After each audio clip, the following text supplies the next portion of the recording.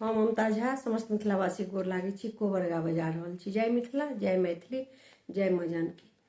पूरब पश्चिम मुँहक घर दुल्हा चलू ने कोबर, दुल्हा चलू ने कोबर, चली का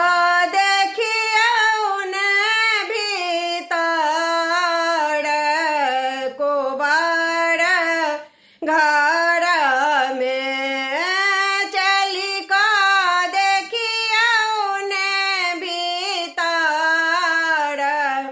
कोबर घर में देखो कोबर के लिखाई पूरन पात के सफाई, देखो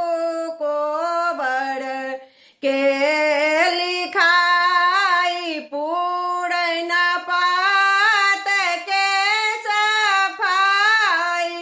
आजू कनिया जेती आहाँ संग कोबर घर में, आजू कनिया जेती आहाँ संग कोबर घर में।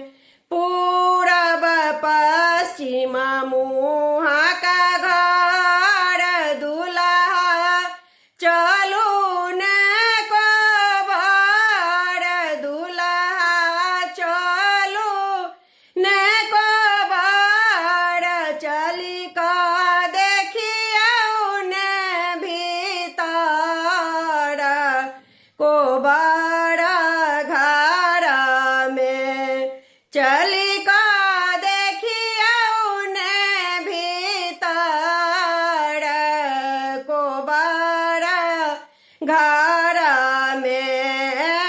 ऊपर चान सूरज के बास, नीचा बड़ कनिया के बास, ऊपर चान सूरज के निवास, नीचा बड़ कनिया के बास। आई तक